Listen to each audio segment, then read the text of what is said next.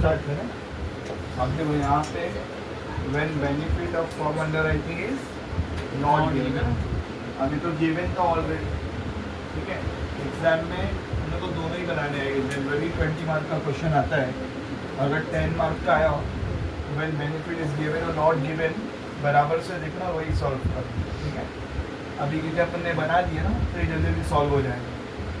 तो when benefit of form underwriting is not given, पहले हम लोग रिकॉर्ड कर लेंगे gross liability. Gross liability already given हम लोग को, ए का 15,000, बी का 7,500, सी का है 2,500, टोटल हो गया 25,000। यहाँ से हम माइनस करेंगे, माइनस मार्क्ड एप्लीकेशन। ये जो मार्क्ड एप्लीकेशन हम लोग को वर्किंग नोट की हेल्प से मिली है, ठीक है, रिटर्न से बनाने की ज़रूरत नहीं है। एज इट इज़ आप लिख लो यहाँ पर एक्सक्लूडिंग फॉर्म अंडरराइटिंग, एक्सक्लूडिंग। तो एक ही कॉन्सेप्ट से हम लोग सॉल्व करेंगे बार बार, ठीक है, कॉन्सेप्ट चेंज नहीं करने का। कितना आ जाएगा इसका 5,500, इसका है 4,000, इसका है 2,000, टोटल हो गया 11,500। क्लोज कर लो। बैलेंस अमाउंट कितना आ गया? बैलेंस आ गया 9,500, बैलेंस है 3,500, सी का बैलेंस है 500, टोटल का बैलेंस है 13,500। जब हम लोग माइनस करेंगे, माइनस अनमार्क्ड एप्लीकेशन।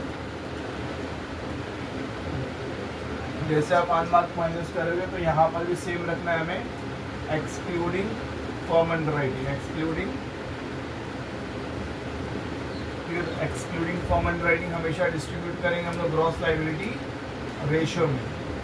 4,200, 2,100, 700 एंड 7,000। आ रही बात समझ में? सेम चल रहा है ना as it is. Then balance आ गया, यहाँ पे बैलेंस में आएगा 5,300, 1,400, -200 एंड 6,500। देखो बेटा अभी यहाँ तक के ना सब सेम चल रहा है, व्हेन बेनिफिट इज गिवन और नॉट गिवन। आ रही बात समझ में? तो यहाँ तक के हमारा सब सेम चल रहा है। अब यहाँ से जब हम लोग माइनस करेंगे ना, माइनस फॉर्म अंडरराइटिंग, माइनस, तो यहाँ से थोड़ा सा चेंज हो जाएगा, माइनस फॉर्म। जब यहाँ पर हम लोग फॉर्म अंडरराइटिंग को माइनस करेंगे तो ये जाएगा ग्रॉस लायबिलिटी रेशियो में। मतलब ये होता है कि when benefit is not given, जब हम लोग फॉर्म अंडरराइटर को उनकी फॉर्म अंडरराइटिंग का बेनिफिट नहीं दे रहे हैं, तो उन लोगों ने जितना भी ठीक है शेयर्स खरीदने का बोले हैं, जो फॉर्म अंडरराइट किए उन्होंने, उसको हम लोग कंसीडर करेंगे अनमार्क्ड एप्लीकेशन। क्या कंसीडर करोगे? और वो डिस्ट्रीब्यूट करनी होती है ग्रॉस लायबिलिटी रेशियो। तो हम लोग टोटल लिख लेंगे यहाँ 4,000, और ये जो 4,000 है डिस्ट्रीब्यूट होगा ग्रॉस लायबिलिटी रेशियो में। मतलब क्या होता है? It will be consider as, it will be consider as unmarked, it will be consider as.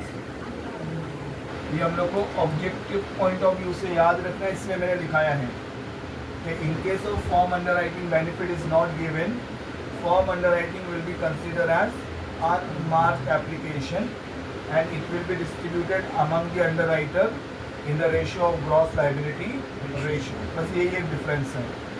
चलो ग्रॉस लायबिलिटी रेशियो हमने फाइंड आउट किए थे पहले, कितना रेशियो था? 6:3:1, 6/10, 3/10 एंड 1/10। बोलो डिस्ट्रीब्यूट करके, बोलो।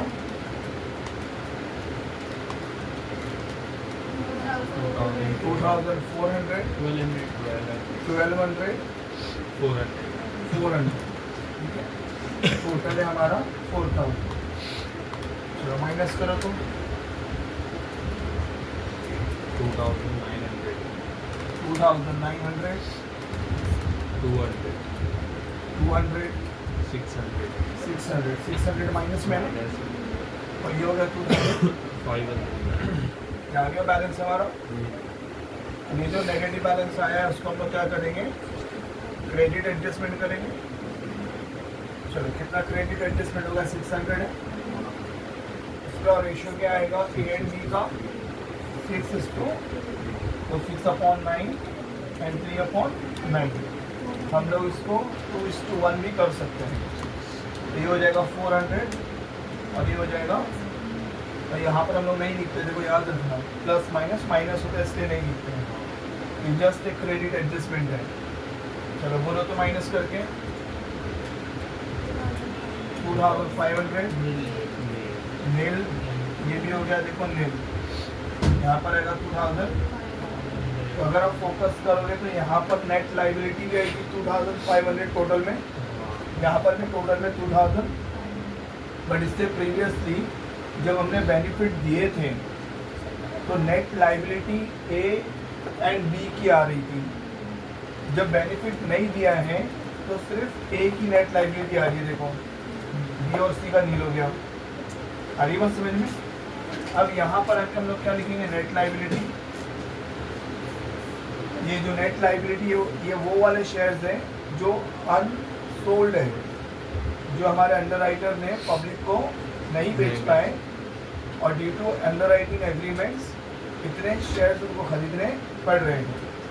अब यहाँ पर आके हम लोग क्या करेंगे, ऐड। क्या ऐड करोगे आप, फॉर्म अंडरराइटिंग। जैसे हम लोग फॉर्म अंडरराइटिंग यहाँ पर आके ऐड करेंगे, देखो यहाँ पर हमेशा ऐड होगी एक्चुअल, हमेशा ऐड क्या होगी, एक्चुअली हम लोग ऐड करेंगे।